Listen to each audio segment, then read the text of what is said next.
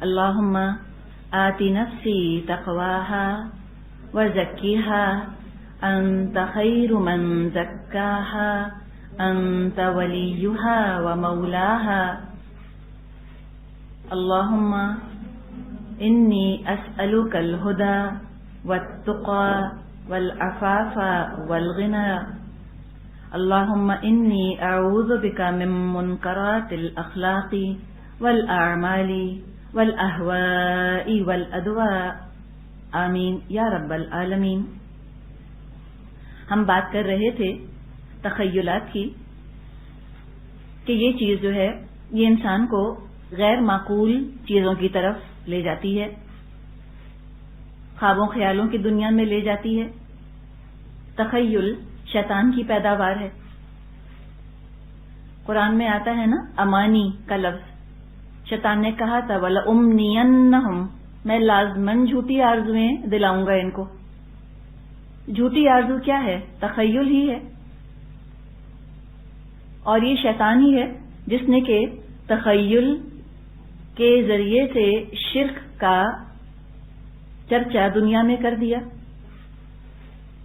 اپنے ہی تصور میں دیوی دیوتا گھڑ لیے انہوں نے، خود ہی تخیل سے ان چیزوں کو بنا لیا۔ تو یہ تخیل انسان کو عقیدے کی خرابی کی طرف بھی لے کر گیا اور عمل کے اندر بھی خرابی پیدا ہوئی۔ اور یہ تخیل ہی کی ایک برانچ ہے جس کو کہ ہم توہمات کہتے ہیں، سپرسٹیشنز، وہم ہو جانا، شگون لینے لگنا ہر چیز سے کہ اس کے بولنے سے یہ ہو جائے گا، اس کے کرنے سے یہ ہو جائے گا۔ اگر شیشہ ٹوٹ گیا اس کا مطلب ہے کہ سہاگ جو ہے اس پر آنچ آنے والی ہے، یا کالی بلی راستہ کاٹ گئی تو یوں ہو جائے گا، اور سیڑھی کے نیچے سے گزر گئے تو برا شگون ہوگا۔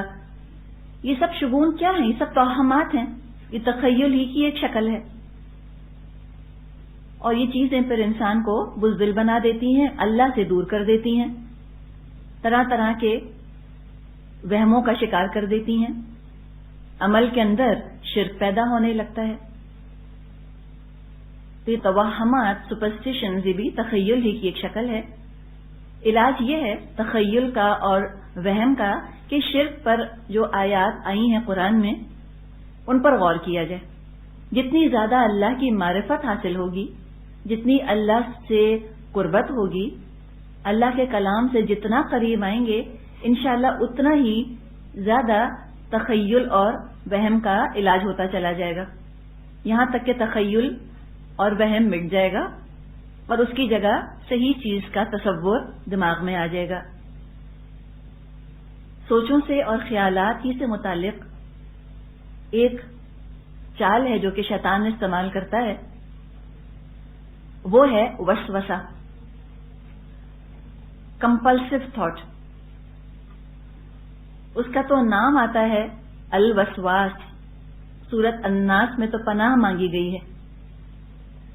قل اعوذ برب الناس ملک الناس الہ الناس، کس سے پناہ لی جا رہی ہے؟ من شر الوسواس الخناس الذی یوسوس فی صدور الناس من الجنۃ والناس۔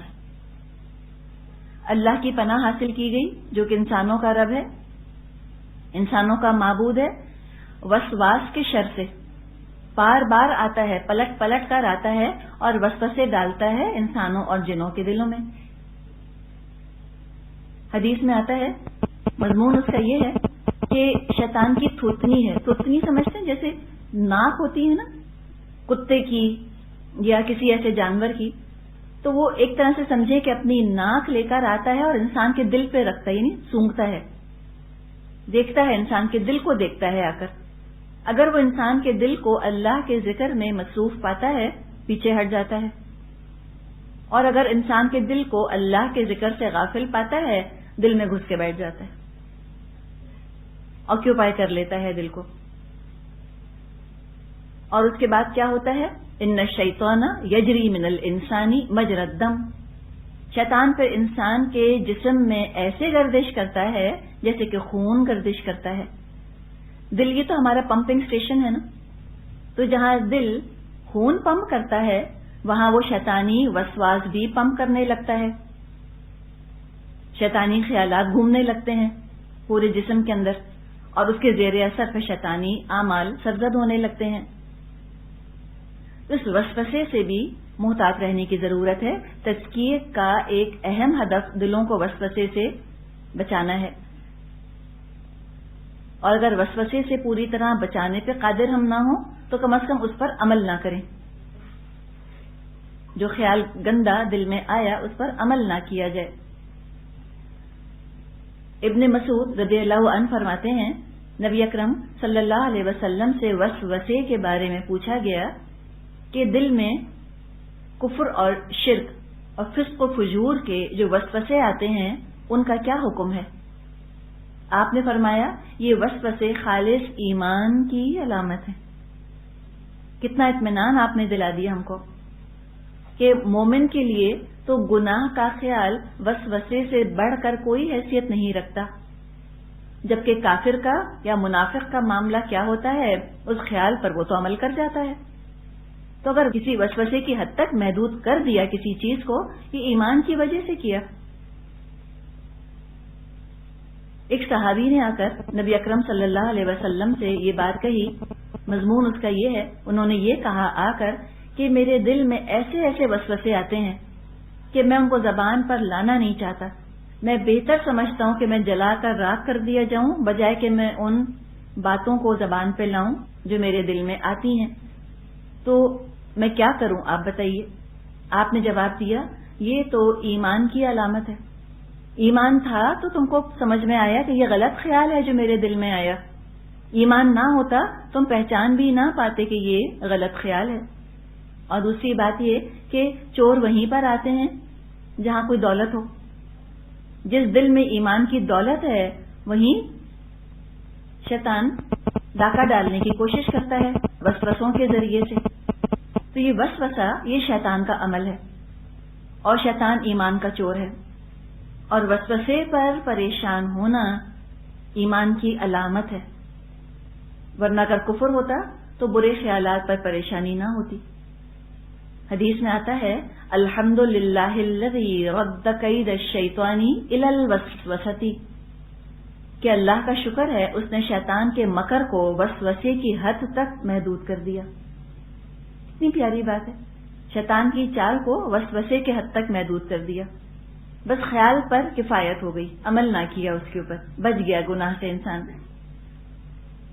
ایک اور حدیث میں آتا ہے ان اللہ تجاوز عن امتی ما وسوست به صدورها، اللہ تعالیٰ نے میری امت کے دلوں میں پیدا ہونے والے وسوسوں سے درگزر فرمایا ہے۔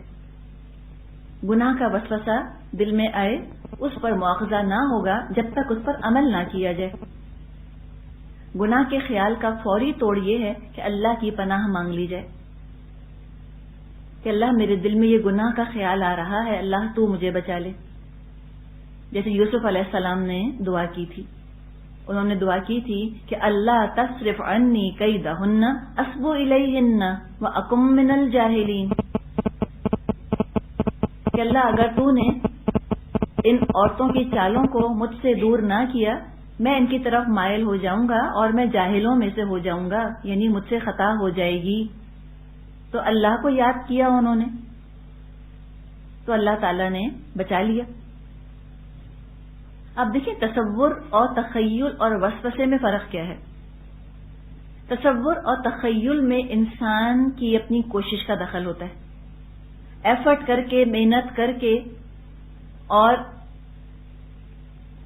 ارادہ کر کے وہ کوئی چیز سوچتا ہے، جبکہ وسوسہ اس میں اس کے اپنے ارادے کا، اپنی کوشش کا کوئی دخل نہیں ہوتا، خود بخود ایک خیال دل میں پتہ نہیں کہاں سے آ جاتا ہے، اپنی طرف سے نہیں سوچا ہوتا، بیٹھے بٹھائے اچانک لگتا ہے کہ پتہ نہیں یہ حملہ کہاں سے ہو گیا، جیسے ایک دم کوئی مچھر کاٹتا ہے نا انسان کو، یا مکھی آ کر بیٹھتی ہے، خود تو نہیں انوائٹ کیا اس کو، ایک دم سے آ گئی، تکلیف پہنچائی۔ اسی طرح یہ وسوسہ جو ہے یہ بلا ارادہ، بے ساختہ کہیں سے آ جاتا ہے، اور جب آتا ہے تو اس کی تکلیف ایک دم محسوس ہوتی ہے کہ اوف، یہ خیال کیسے آیا۔ تو اس چیز پر یہ شیطان کی طرف سے جو وسوسہ اندازی ہوتی ہے، اچانک بلا ارادہ کوئی خیال جو دماغ میں پیدا ہو جاتا ہے، اس پر گناہ نہیں ہے، لیکن اپنی طرف سے سوچ کر وسوسہ لانا یا گناہ کا تصور کرنا یا دل میں گناہ کا ارادہ کرنا اب یہ وسوسہ تو نہیں رہا، اس میں تو اپنی ایفرٹ، اپنا عمل شامل ہو گیا، ایک طرح سے اپنی محنت شامل ہو گئی ہے، شعوری طور پہ کچھ سوچ رہے ہیں نا، تو پھر یہ عمل بن جائے گا۔ اس طرح سے تصور باندھنا یا تخیل میں لے کر آنا کسی چیز کو جو کہ گناہ ہے، جو کہ اچھا نہیں ہے، تو پھر یہ گناہ ہو جائے گا۔ غیر شعوری طور پہ انکانشیسلی کوئی خیال اگر آ گیا، وہ پھر وسوسہ ہوتا ہے، اور وسوسہ ہمیشہ برے سینس میں استعمال ہوتا ہے، بری بات کا خیال، اسی کو وسوسہ کہتے ہیں۔ بدشگونی بھی دراصل وسوسہ ہی ہے، ہولاتے بولاتے رہنا کچھ چیزوں کے بارے میں، یہ سب وسوسے کی کیٹیگریز ہیں۔ اب وسوسہ دور کرنے کا جو طریقہ ہے وہ یہ ہے کہ اس کو زیادہ اہمیت نہیں دینی چاہیے، یہ آئے دماغ میں اور چلا جائے، آر پار ہو جائے، بس دماغ میں بٹھائیں مت اس کو، اعوذ باللہ پڑھ لیں، just get rid of it, نجات حاصل کر لیں اس سے۔ وسوسہ پلتا ہے توجہ کی وجہ سے، یہ بڑھتا ہے توجہ کے ساتھ، یہ توجہ کا محتاج ہوتا ہے، توجہ نہ دی جائے پگھل کر ختم ہو جاتا ہے، ویپورائز ہو جاتا ہے، سمجھیں۔ توجہ دی جائے پھر یہ کانکریٹ ہونے لگتا ہے، پختہ ہونے لگتا ہے، مضبوط ہونے لگتا ہے۔ تو شیطان تو چاہتا ہے کہ وسوسوں پر ہم بہت فوکس کریں، ان کے بارے میں بہت بات چیت کریں، تاکہ وہ پختہ سے پختہ ہوئیں اور اپنے وسوسے دوسروں تک بھی پہنچائیں، وہ بھی اس بیماری کا شکار ہوں، کنٹیجس ہو جاتے ہیں وسوسے پھر۔ تو یہ کام کرنے کا نہیں ہے، بالکل اہمیت نہیں دینی چاہیے۔ کوئی برا خیال آیا، اعوذ باللہ من الشیطان الرجیم، بس یہ پڑھ لیجئے۔ جتنا اس کو ڈسکس کریں گے دوسروں سے، جتنا وسوسے کے بارے میں سوچیں گے، اتنا ذہن میں پکتا چلا جائے گا، پختہ ہوتا چلا جائے گا۔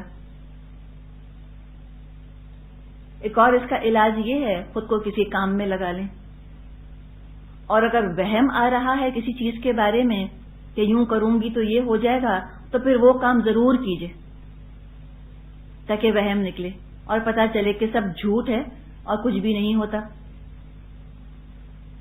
بہت وسوسے آ رہے ہوں، خود کو کسی کام میں لگا لیجئے، مصروف ہو جائیے کسی چیز میں، انشاءاللہ تعالی وسوسے کا علاج ہو جائے گا۔ نبی اکرم صلی اللہ علیہ وسلم نے ایک دعا سکھائی ہے، اور وہ دعا یہ ہے، اللہم اجعل وسواس قلبی خشیتک و ذکرک۔ ترجمہ ہے، اے اللہ میرے دل میں آنے والے خیالات کو اپنی خشیت اور اپنے ذکر میں تبدیل فرما دے۔ اتنی پیاری بات ہے نا۔ اور وجعل ہمتی و ہوائی فیما تحب و ترضی، اور اللہ میری فکروں کو، میری پریشانیوں کو، میری خواہشات کو ایسا بنا دے کہ جو تجھے پسند ہے اور جن سے تو راضی ہے۔ یعنی جو عمل میں کروں فکر کی وجہ سے، خواہش کی وجہ سے، وہ عمل ایسا ہو جو تجھ کو راضی کرنے والا ہو۔ اس لیے کہ دیکھیے یہ جو ہے نا غم اور فکر، رنج، پریشانی اور خواہش، یہ تو ہو سکتا ہے کہ شیطان کی طرف لے جائے انسان کو۔ تو اس میں دعا کی گئی کہ وجعل ہمتی و ہوائی فیما تحب و ترضی، اللہ میری فکر، میرے غم اور میری خواہش کو اس چیز میں تبدیل کر دے جو تجھے پسند ہے اور جس سے تو راضی ہے۔ تو بہت ہی اچھی، بہت پیاری دعا ہے۔ انشاءاللہ تعالی انسان محتاط رہے، اللہ سے لو لگا کے رکھے اور اللہ کی یاد کو دل میں رکھے، انشاءاللہ تعالی شیطان کا حملہ مؤثر نہ ہوگا۔ ہم نے مؤثر کی بات کی ہے، حملہ تو ضرور کرے گا۔ کبھی یہ مت سوچیں کہ ہم تو قرآن کے پڑھنے والے ہیں تو ہم پر تو کبھی شیطان حملہ کر ہی نہیں سکتا، کسی وسوسے کا یا کسی اندیشے کا ہم شکار ہو ہی نہیں سکتے۔ یہ ہم نے بہت زیادہ امید لگا لی اپنے آپ سے، ایک غیر حقیقی بات ہم نے سوچی۔ سوچنے کی بات یہ ہے کہ جو اللہ کے ذکر سے غافل ہے وہ تو ترنے والا ہے شیطان کے لیے، اس کو تو کوئی خاص محنت کرنی ہی نہیں ہوتی اس کے اوپر. جو اللہ کے ذکر کے ساتھ اپنے آپ کو جوڑ رہا ہے وہ بنتا ہے شیطان کی پریشانی کا باعث. شیطان کو تو کوئی خطرہ اس سے نہیں جو اللہ کو بھولا بیٹھا ہے. ایسا انسان تو خود شیطان کا دوست ہے.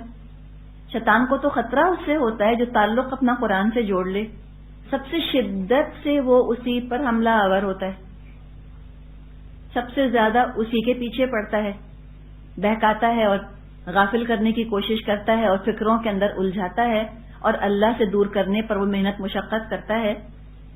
اس لیے کہ اس کو ڈر ہے نا اس انسان سے کہ یہ تو قرآن کے ساتھ جڑ گیا ہے، اب آ کر اب یہ تو میری چالوں کو ناکام بنانے میں محنت مشقت شروع کر دے گا. تو وہ اندر ہی اندر کمزور کرنا چاہتا ہے اندیشوں اور وسوسوں کے ذریعے سے اس شخص کو. تو جب اندیشہ وسوسہ آئے اس کو ایمان کی کمزوری ہرگز نہ سمجھیں، بلکہ اس کو ایمان کی مضبوطی سمجھیں کہ ہم کو یہ وسوسہ برا کیوں لگ رہا ہے، ایمان کی وجہ سے لگ رہا ہے، اور اپنے آپ کو مصروف کر لیں. پازیٹو فریم آف مائنڈ میں اپنے آپ کو لے آئیں، اچھی اچھی باتیں سوچیں، اللہ سے اچھی اچھی امیدیں لگائیں، اور انسان یہ سوچے کہ یہ جو توہم ہے اور وہم ہے اور اندیشے ہیں اس سے کچھ نہیں ہوتا. میرے پیدا ہونے سے پہلے اللہ میری تقدیر لکھ چکا ہے، مجھے کیا گھبراہٹ. اللہ پر توکل کیا، وَنِعْمَ الْمَوْلَى وَنِعْمَ النَّصِيرُ.